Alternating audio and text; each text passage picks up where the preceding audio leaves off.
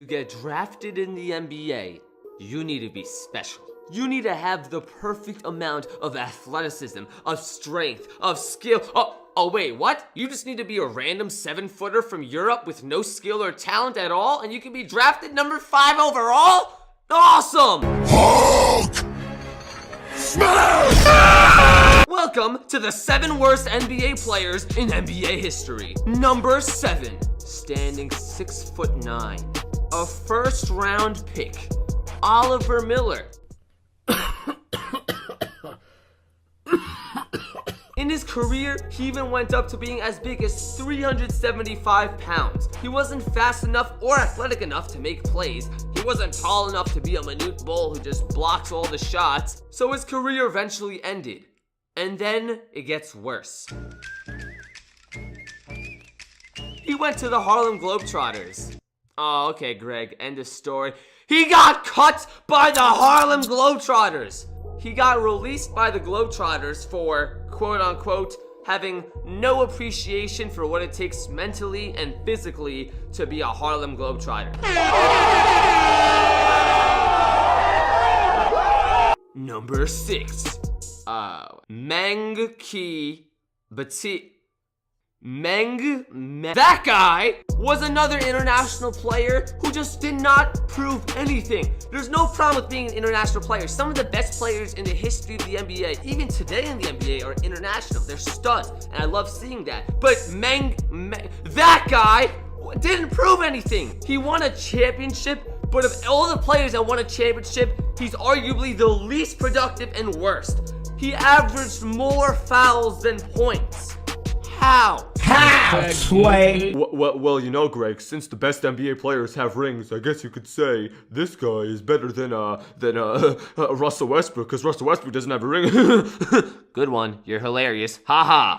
Hey, I have an idea. Give me a ring!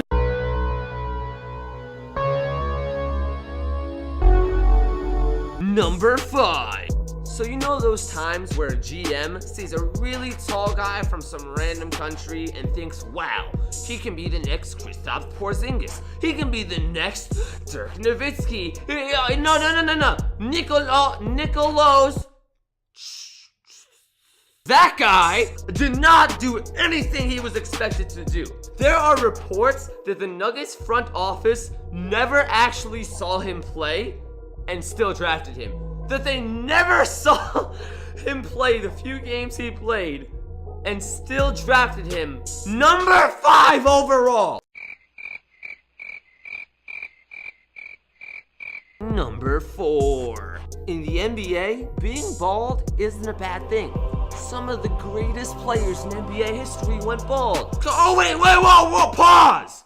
No, here's an exception. Michael Ruffin, the highlight of his career is being, quote-unquote, in the background of posters of better players. So in the second year of his career, he averaged 2.6 points a game.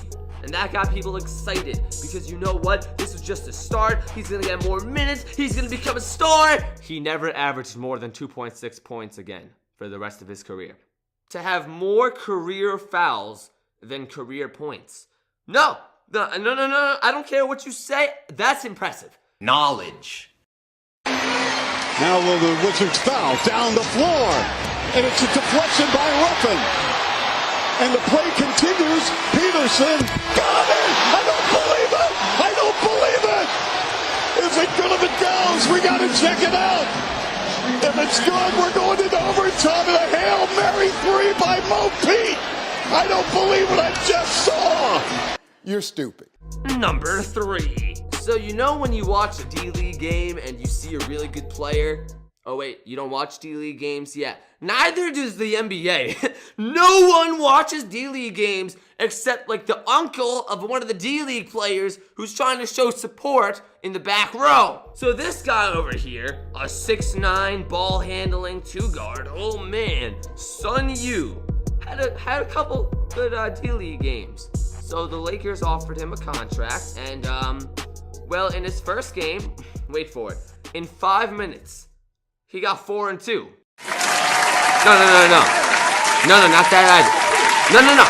4 fouls and 2 turnovers. Aww. In his career, He had more fouls than points, and as many turnovers as assists and steals combined. And number 1, the worst of them all, Brian Scalabrine. Psych! For a player to actually be the worst player, you probably don't even know him.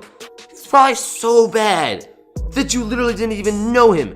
At least Brian Scalabrine was bad but good enough to still just be on the team. Here we got Cherokee Parks.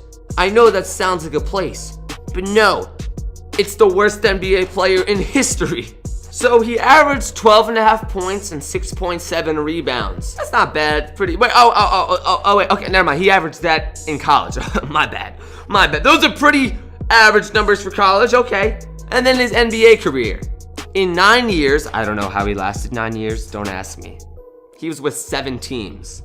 So on defense, he was one of the worst defensive players. He kept getting beat. When I researched this man, it was said that everyone was faster than him, they were stronger than him. Wait, but Greg, you said his defensive game was that terrible. So that means he's an offensive player, right?